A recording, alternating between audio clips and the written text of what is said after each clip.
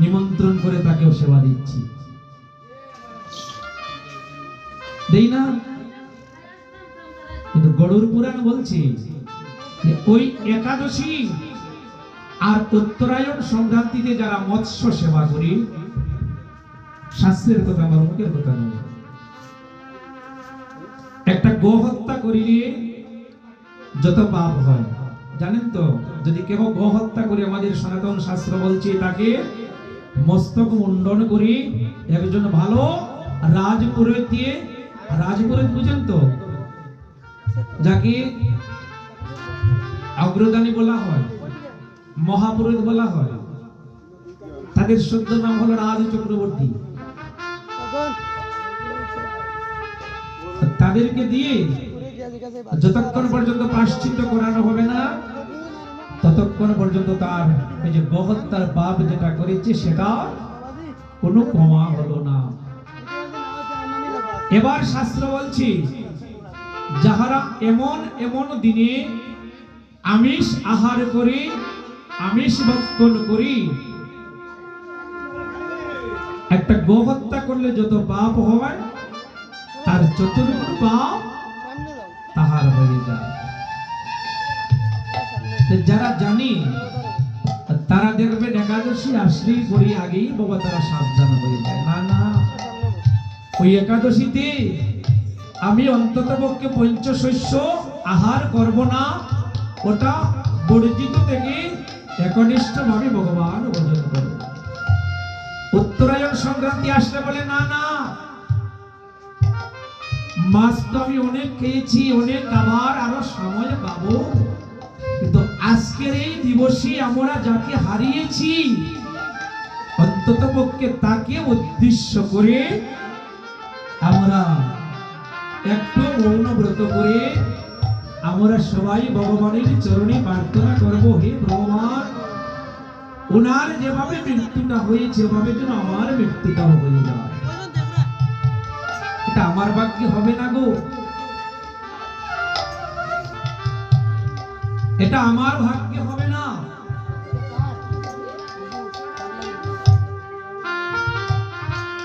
উত্তরায়ণ সংক্রান্তিতে আমরা হারিয়েছিলাম কুরুক্ষেত্রের মাঠে দশম দিবসে যেজন যুদ্ধে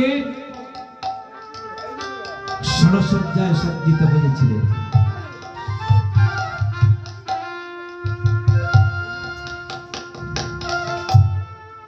কুরুক্ষেত্রের মাঠে দশম দিবসে কে গেলেন? পিতামহ ভীষ্ম। এটা আপনারা সবাই জানেন, হয়তো ভুলে গিয়েছে। যেজন ষড়সজ্জায় একদিন নয়, দুদিন নয়, 3 দিন নয়, একাধারে 56টা দিন ছিলেন। এতদিন ষড়সজ্জায় কেন ছিলেন সেটাও বলছি। আমার যদি পায়ে একটা যদি কাটা আঘাত করি, আর কাটাটা যদি আমার পায়ের মধ্যে দাতা অবস্থায় থাকে, যতক্ষণ পর্যন্তটা বের করা হবে না ততক্ষণ পর্যন্ত ওই কাটার যন্ত্রণাটা শেষ হবে না। না হবে বাবা? হ্যাঁ, কিন্তু বাবের সেই পিতামহ ভীষ্ম কুরুক্ষেত্রের মাটি একাধারে 56টা দিন ছিলেন এই উত্তরায়ণ সংক্রান্তিটা পাওয়ার জন্য। যে সংক্রান্তিতে পিতামহ বিশ্ব জানেন আজ আমার ভগবান গোবিন্দের দক্ষিণায়ন হইতে আজ উত্তরায়ণ হবে। আর সেই উত্তরায়ণ সময়ে যদি আমার দেহ থেকে আমার আত্মাটা চলে যায়, তাহলে আমি পিতামহ বিশ্ব বুঝে নিব পৃথিবীতে আমার জন্মটা সার্থক হয়েছে। আমি পিতামহ বিশ্ব বুঝবো যে আমার পৃথিবীতে আসাটা সার্থক হয়েছে। তাই তো সেদিন ব্রহ্ম মুহূর্ত সময় সূর্য উদিত হওয়ার আগ মুহূর্তেই পিতামহ বিশ্ব দেহটা রেখেছিলেন। আর আপনারা সত্য ভক্ত যেবা যাহারা সবাই এই ব্রহ্ম মুহূর্ত হলে স্নান করে আরেকটা নতুন গৃহ নির্মাণ করে সেটার তাপ আপনাদের অঙ্গে লাগান না? এটা কেন? এই তো কারণটা। পিতামহ বিশ্ব এই ব্রহ্ম মুহূর্তে যাত্রা করেছিলেন। যাত্রা করে যখন তাকে চিতায় উঠিয়ে দাহ করা হয়েছিল, সেই দাহের তাপটা যাদের অঙ্গে লেগেছিল তারা সবাই বৈকুণ্ঠ প্রাপ্তি হয়েছিল। আমরাও যেন বৈকুণ্ঠ প্রাপ্তি হতে পারি এমন কামনা বাসনা নিয়ে আমরা এই দিবসে এমন একটা গৃহ নির্মাণ করে আমরা সেই গৃহটার তাপ অঙ্গে নেই। ওটাকে কেহ বলি, আপনারা কি বলেন? আপনার অঞ্চলে কি বলা হয়? হ্যাঁ, যে গৃহ যেটা নির্মাণ করি, যে ব্রহ্ম মুহূর্তের সময় যেটা জ্বালানো হয়, এটাকে কি বলেন? হ্যাঁ, মেড়া মেড়িগ। বাবা, এটার শুদ্ধ নাম হলো বিশ্বচিতা, পিতামহ বিশ্ব দেবতার চিতা। পিতামহ বিশ্ব দেবতার চিতায় যারা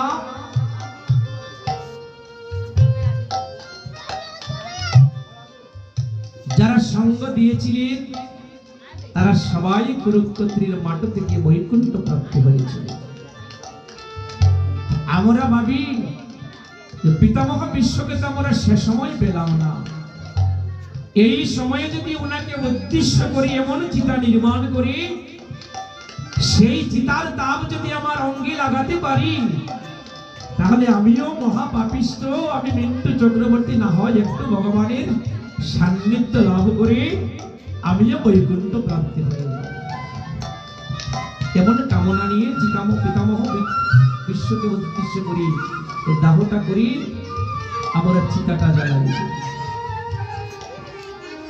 এটার অনেক রস গো, সেটা আমরা সবাই জানিও না আর সবাই বুঝিও না।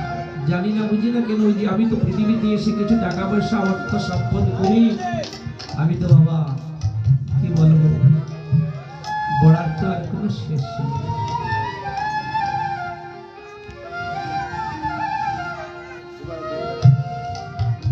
মানুষ হওয়াটা বড় কঠিন গো। দুটি নয়ন, দুখানা কর্ণ, একটি নাসিকা, একখানা বদন, দুখানা হস্ত, আর দুখানা বদনী দ্বারা জগতে জন্ম গ্রহণ করিলে মানুষ হওয়া যায়। মানুষ হতে হলে আপনার মান থাকতে হবে, আপনার হুঁশ থাকতে হবে। যাদের মান, যাদের হুঁশ আছে তারাই মানুষ। যাদের মানও নেই, যাদের হুঁশ নেই, তারা মানুষ নয় গো, তারা আমার মতো বেহুশ।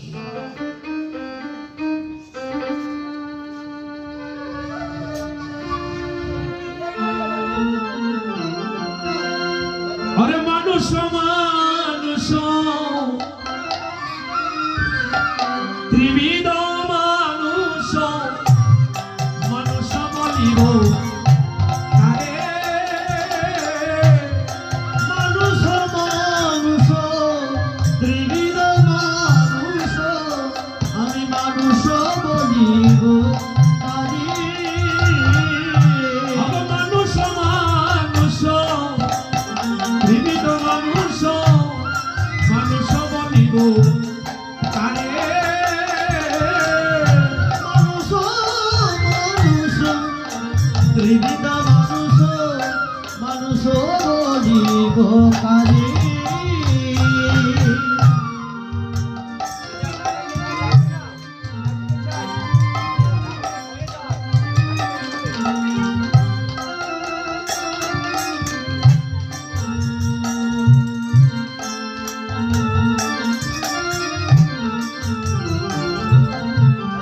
যারা মানুষ হইয়া গোবিন্দ বলে মানুষ বলিব তারে। মানুষ হইয়া গোবিন্দ বলে মানুষ বলিব তারে। যারা মানুষ হইয়া গোবিন্দ বলে মানুষ বলিব তারে। মানুষ হইয়া গোবিন্দ বলে মানুষ বলিব তারে। তবে তারা বদ্ধ মানুষ আর আমি আমার, তারা মানুষ আমি মানুষ,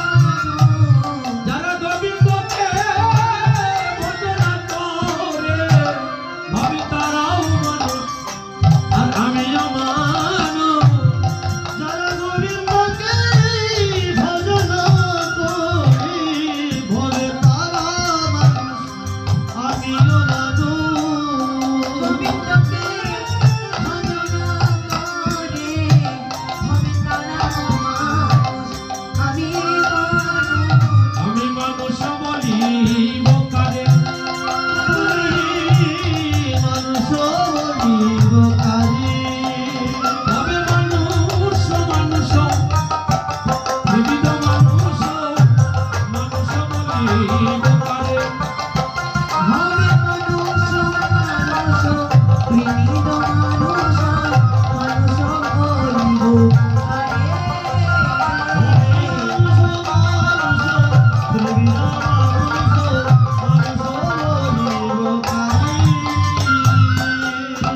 সত্য ভক্ত তারা গো, যারা ভগবান সেবা দিয়ে নিত্য নিত্য সেবা করে।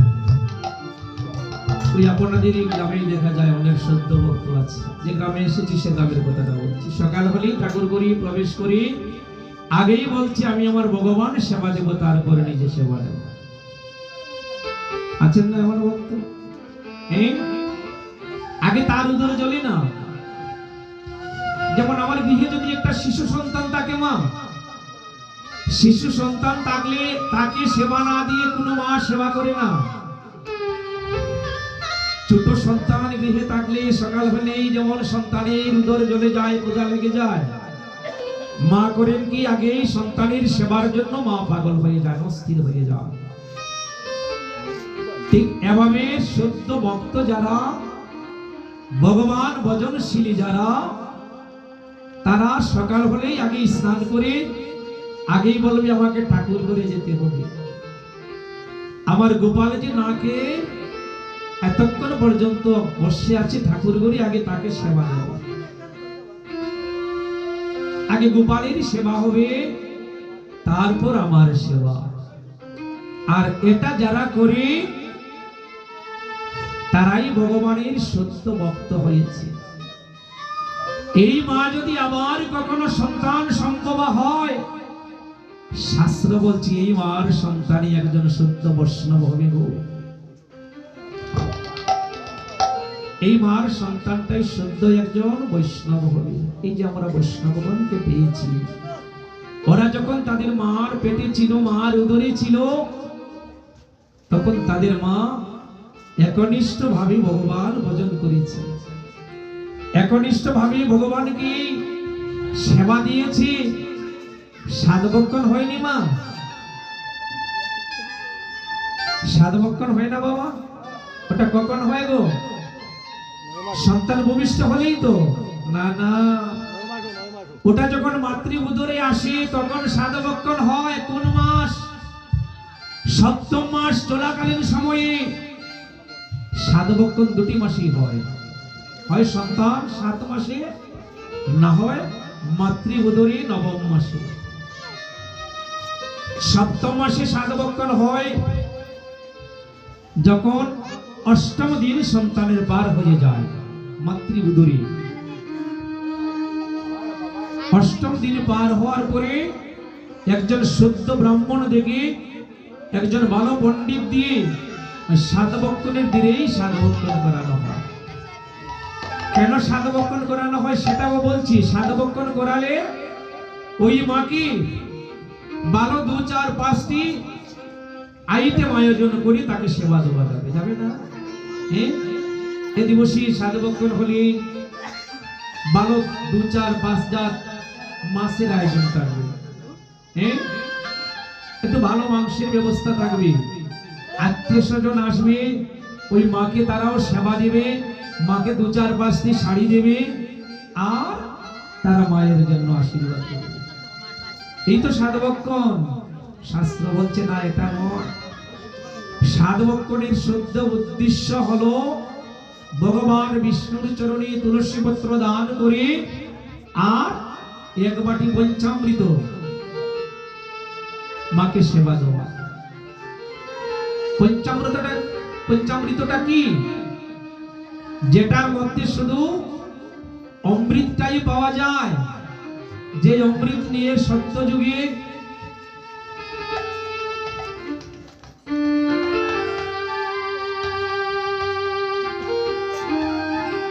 যে অমৃত নিয়ে সত্যযুগে দেবতা এবং অসুরের মধ্যে টানাটানি শুরু হয়েছিল, তাই না বাবা?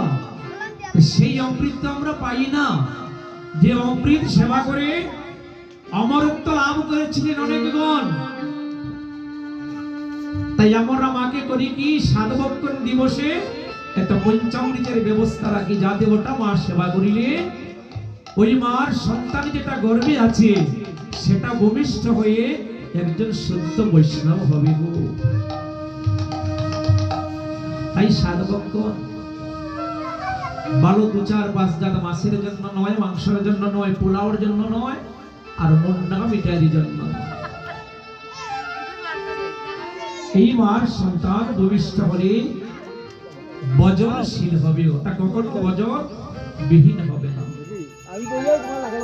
আর যাহারা এটা না করে ওই যে ভালো ভালো আইটেম ব্যবস্থা করে মাকে খাওয়াচ্ছি, মা খাচ্ছি, এই সন্তানটা ভূমিষ্ঠ হলে আমার মতোই হবে, সে কখনো বজনশীল হবে না।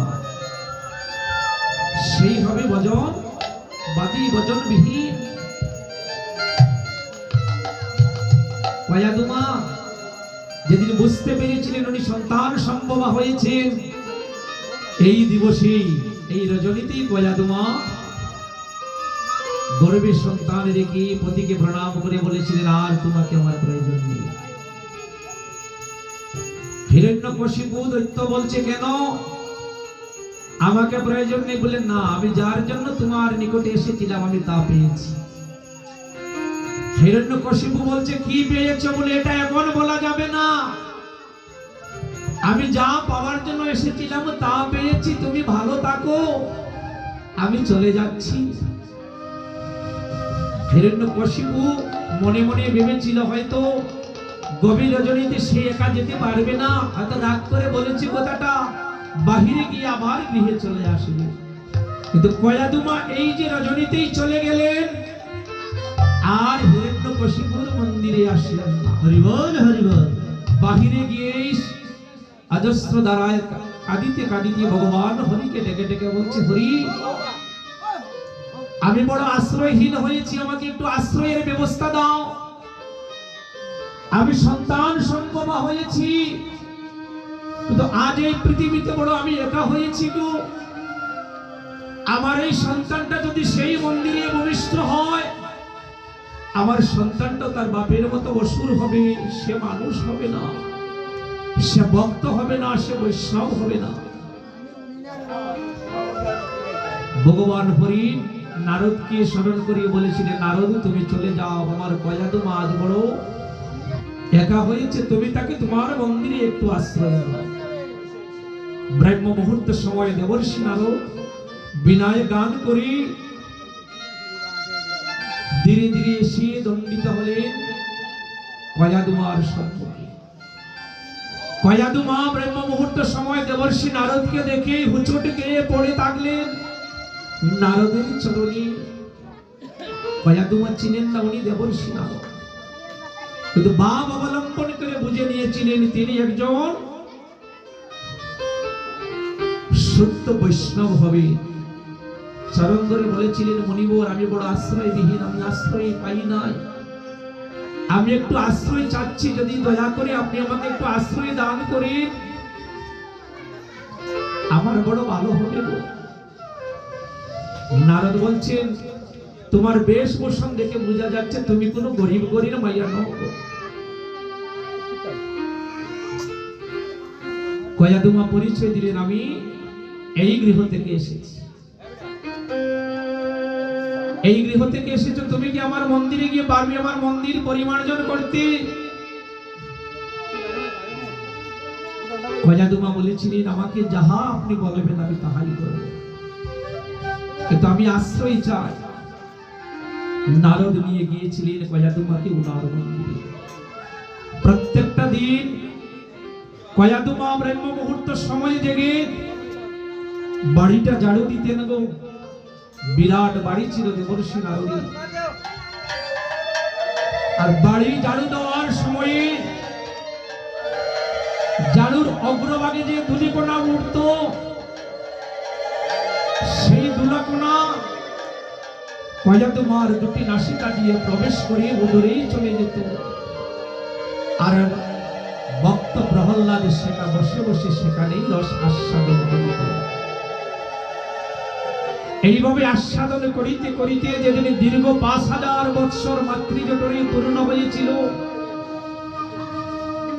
ভাগবতে এমন কোন আর সদ্য বৈষ্ণব নেই গো যেজন 5000 বৎসর মাতৃজঠরে থেকে দরাদাম জগতে ভূমিষ্ঠ হয়েছিলেন একমাত্র দেবর্ষি নারদ। নারদের মন্দিরে যেজন আশ্রয় নিয়েছিলেন সেই ভক্ত প্রহ্লাদ। 5,000 বৎসর পূর্ণ লগ্নে ভক্ত প্রহ্লাদ মাতৃবুদর থেকে ভূমিষ্ঠ হয়েছিলেন। প্রশ্ন করেছিলেন নারদ, ভক্ত প্রহ্লাদকে এতদিন থাকার কারণ কি?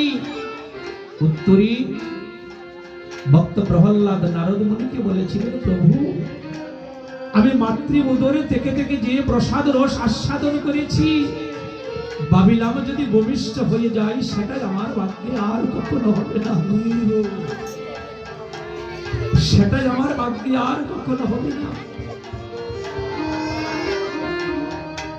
কয়া দেবো মা,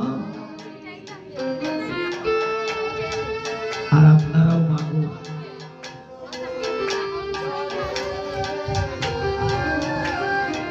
কত ভজনের কথা, কত ভক্তির কথা।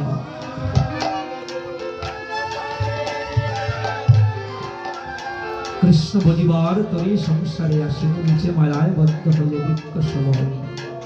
দিন গেল বিচে, কাজে রাত্র গেল নিদ্রে, না বজিলাম রাধা কৃষ্ণের চরণ অরবিন্দে। ভক্তগণ, মানুষ কারা? মানুষ তারা যারা ভগবান বলে কাঁদিতে পারে গো। যারা ভগবান সেবা দিয়ে নিজে সেবা করি, তারাই হলো শুদ্ধ ভক্ত, শুদ্ধ বৈষ্ণব। আমি কিসের মানুষ গো? আমি তো মানুষ হতে পারলাম। আমার মধ্যে মনুষ্যবোধ যেটা আজ অবধি হলো না, আমার মধ্যে মনুষ্যবোধ যেটা আজ অবধি হলো না। দিন তো দিনের প্রতি চলে যাচ্ছে, রাত্রি আসছে, দিবস ঘটছে, রাত্রি আসছে, এভাবে আসা যাওয়া হতে হতে একদিন আমার বাবা লীলাটা সাঙ্গ হয়ে যাবে। হাতে মাত্র 60টা দিন সময়, তাহলে ভাবছি 8 দিন নেই। 60টা দিনের মধ্যে ডাক্তার আসবে, আর আমি যেখানেই থাকবো সেখান থেকেই চলে যাব।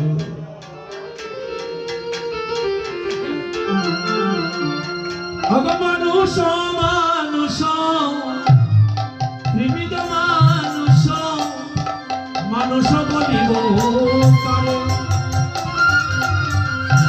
মানুষ মানুষ ত্রিবিধ মানুষ, আমি মানুষ বলিব কারে। মানুষ মানুষ ত্রিবিধ মানুষ, মানুষ বলিব কারে। মানুষ মানুষ ত্রিবিধ মানুষ, মানুষ বলিব কারে। যারা মানুষ হইয়া আমার গোবিন্দ মোজে, মানুষ বলিব তারে। যারা মানুষ হইয়া গোবিন্দ বলে, মানুষ বলিব তারে। হবে তারাও মানুষ, আর আমিও মানুষ। তারাও মানুষ, আমিও মানুষ। তারা মানুষ, আমিও মানুষ। যারা গোবিন্দকে ভজন করে, হবে তারাও মানুষ, আর আমিও মানুষ। যারা গোবিন্দকে ভজন করে, হবে তারা মানুষ, আমিও মানুষ। যারা গোবিন্দকে ভজন করে, আমি তারাও মানুষ, আমি মানুষ। ভজন করি, তারা মানুষ, গোবিন্দকে ভজন করে, তারা মানুষ, আমিও মানুষ। গোবিন্দকে ভজন করে,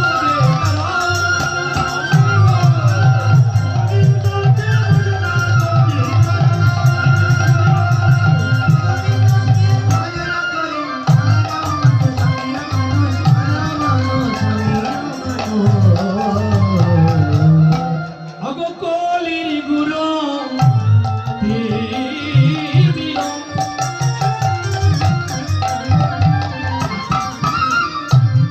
আমার গুরাস হলো জগজন। ওই গুরু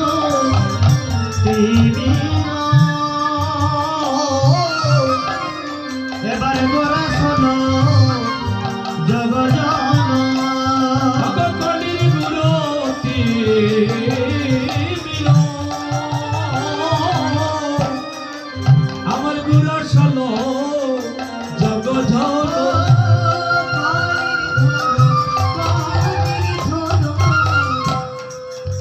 দেবের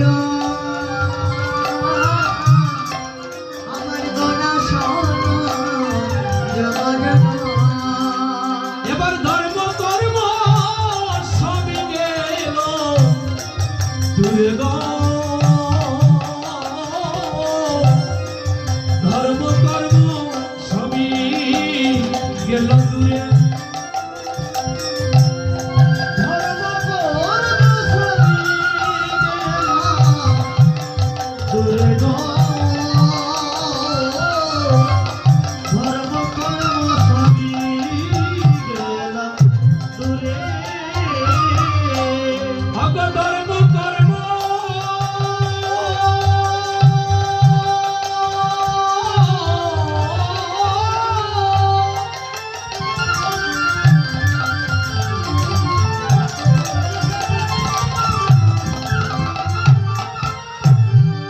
ধর্ম কর্ম সবই গেল দূরে গো, ধর্ম কর্ম সবই গেল দূরে। ধর্ম কর্ম রাধে রাধে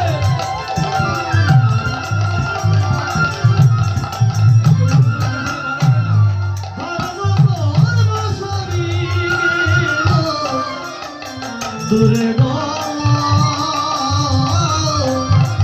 ধর্ম কর্ম সবই গেল দূরে অগয় সাধনের চিন্তা মনি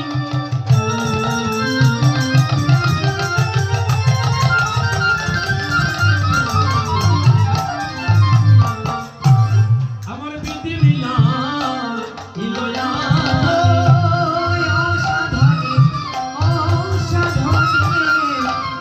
চিন্তামণি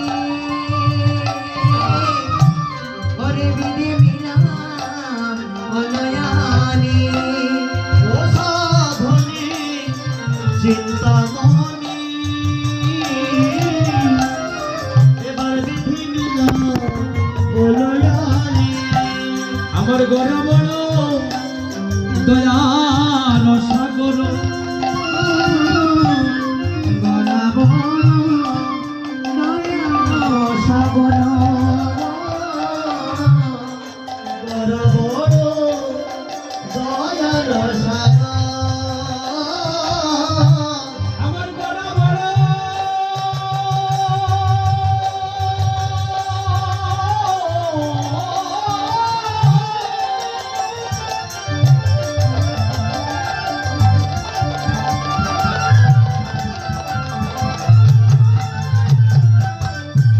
আমার গড় বড় দয়ার সাগর গো, গড় বড় দয়ার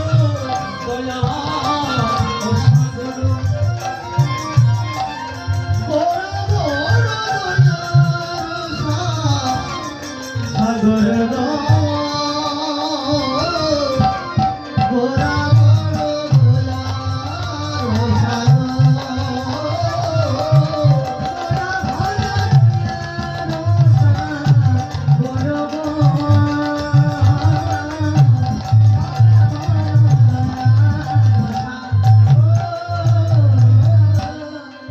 গানটা বুঝিয়ে বুঝিয়ে বলছি, মহাজন কি সিদ্ধান্ত দিলেন। নয়নানন্দ দাস যে কর্তা রচনা করেছে, কড়ির গুরু তিমিরু গোড়াসর জগজন ধর্ম কর্ম সবই গেল। হরিনাম সংকীর্তন আজ প্রত্যেকটা গ্রামে গ্রামে হচ্ছে, বাবা হচ্ছে না? হ্যাঁ, প্রত্যেকটা গ্রামে গ্রামে হরিনাম সংকীর্তন হচ্ছে, কিন্তু আমাদের মঙ্গল যতটুকু হওয়ার ততটুকু কি হচ্ছে গো? হ্যাঁ, ততটুকু হচ্ছে, ততটুকু হচ্ছে। যা পাবার কথা তা পাচ্ছি না। যেমন আমরা শস্যের কথাটাই বলছি, হ্যাঁ, আমরা মাটি জমি চাষ করি, জমিতে ফসল ফলানোর চিন্তা করি, ফসল বলিয়ে বলি এবার না হয় আমি 30 মণ ধান পাবো, কিন্তু সময় আসলে দেখা যায় 10 মণও পাওয়া যাচ্ছে না কুড়িতে। একটা কি